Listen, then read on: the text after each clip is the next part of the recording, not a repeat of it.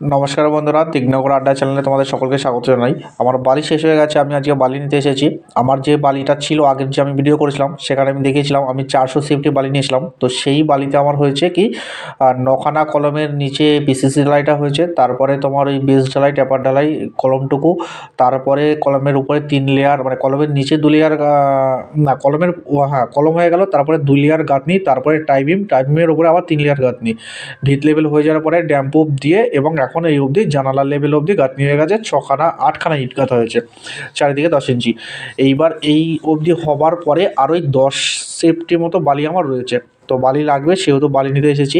আগে যেখান থেকে নিয়েছিলাম সেখান থেকে বালি নিইনি, এবার আমি অন্য জায়গা থেকে বালি নিয়েছি। আমার বাড়ির পাশেই, মানে আমার বাড়ি থেকে 8-10টা বাড়ির পাশেই তোমার একটা দাদা আছে, ওই দাদার কাছ থেকে নিয়েছি।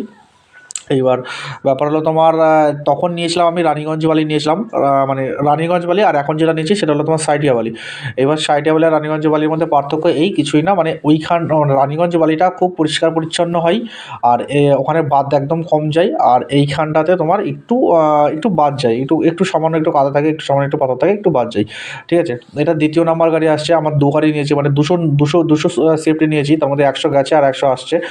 তো মাপের ব্যাপারটা আমি বলে দেবো। তার আগে আমি বলি, এইবার ওই রানীগঞ্জ আর ওই যেটা বলছিলাম সাঁইটিয়া বালিটা, এবার সাঁইটিয়া বালির দানাটা খুব সুন্দর হয়, রানীগঞ্জের থেকে খুব সুন্দর হয়।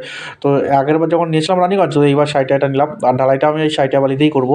তো যাই হোক, এই তোমার গাড়িটা এসেছে। গাড়িটা তোমার 100 ডালা ফুট, 100 হলো তোমার গাড়ির ডালা। আমি তোমাকে মাপলাম এটাকে, এটা লম্বা ছিল 11 ফুট, চওড়া ছিল তোমার 5 ফুট 11 ইঞ্চি, আর হাইট যেটা ছিল সেটা ছিল কতটা, হাইট যেন 1.5 ফুট ছিল, মানে হাইট 1 ফুট 6 ইঞ্চি ছিল হাইট। এবার এই করে আমি নিয়েছি, মালটা নাপলাম, তোমার ওই 97 মতো হলো, 97 সেফটি হলো। আর লাস্টের 3 সেফটি ওই তোমার ওই বস্তাতে ভরে তুলে দিয়েছিল, তাতে করে আমার 100 হয়েছে। কিন্তু একদম প্রপার 100 মানে হয় না, প্রপার 100 হয় না। আমি কোন জায়গাটাই মানে প্রবলেম হচ্ছে আমি বলছি। গাড়ি মানে যদি এরকম পরিস্থিতি তোমরা করতে পারো যে গাড়িতে নেবে, লোড করলে, লোড করার পরে গাড়ির উপরে ভালো করে তুমি হেঁটে নেবে, মানে একটু বসিয়ে নিলে হেঁটে, তারপরে তুমি যদি মাপো, তাহলে তোমার একদম অ্যাকুরেট মাপটা আসবে, তাহলে তোমার সেটা লাভ হবে। কিন্তু কোনো দোকানদারি এরকম দেয় না, তো অনেকে ট্রাক্টরেই তো কারচুপি করে। আমার আগের বাড়িটাতে তো আমি দেখিয়েছি, বলেছি। তো হবে কি, আমি গাড়িটার ডালায় উঠেছিলাম, গাড়িটা মাপবার পরে এই যে আমি এখন গাড়ির ডালাতেই আছি, এই যে গাড়িটা সমান করছে, এই সমান করবার আগে যদি তুমি একবার এর উপরে হাঁটিয়ে নাও তাহলে ভালো হবে। ঠিক আছে, তাহলে তোমার বাড়িটা কিছুটা বসবে। এই যে খানিকটা ফুলে আছে এইখানটাতেই তোমার কিছুটা তোমার কম যায়, আমার ওই হয়তো 100-200তে কিছুটা কম গেছে। এই যেখানে আমি হাতের ছাপ দিয়েছি, তো হাতের ছাপ দিয়েছি, দেখো কতটা বসেছে মোটামুটি 2.5 ইঞ্চির কাছাকাছি, 3 ইঞ্চির কাছাকাছি মনে বসে যাবে বালিটা, যদি তুমি এর উপরে হাঁটাতে পারো। হাঁটিয়ে তারপরে যদি মাপ নাও, একদম বালিটা তুমি অ্যাকুরেট পাবা। কিন্তু এইটুকু আর আমি করতে পারিনি। ঠিক আছে, তাছাড়া গাড়ি আমি মেপেই নিয়েছি, চারদিকে সব ঠিকঠাক করে ওই দিকটা করেছি, কিন্তু এইটুকু আমার গেছে। ঠিক আছে, মোটামুটি 200 নিয়েছি, তো 200-র মধ্যে ধরে নাও তুমি 190 বা 185-র কাছাকাছি বালি পেয়েছি হয়তো।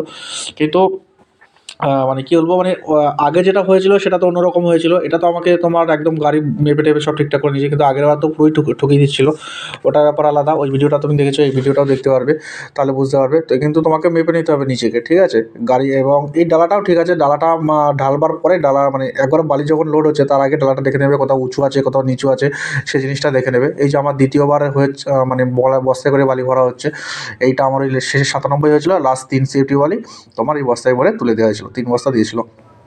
ঠিক আছে, এইগুলো ব্যাপার। আর দামটা তো আমি বলে দিলাম যে 9,500 টাকা করে বালি চলছে। যদি আমাদের এখানে আশেপাশে কোথাও হয়, তো তুমি বলবে, এই দাদা তোমাকে বালি দিয়ে দিতে পারবে। এবং দরকার হয় গাড়ি ধরে নিতে পারলে তো আরও ভালো, গাড়ি ধরেও নামিয়ে দেবে, কোনো সমস্যা হবে না। টাকা পয়সা, মানে তুমি টাকা পয়সা নগদ দিয়ে দেবে, তোমার জিনিসটা ভালো পাবে, মেপে পাবে। এবং অন্যান্য মানে 8-10টা বিল্ডার্স যা করবে সেটা এখানে হবে না।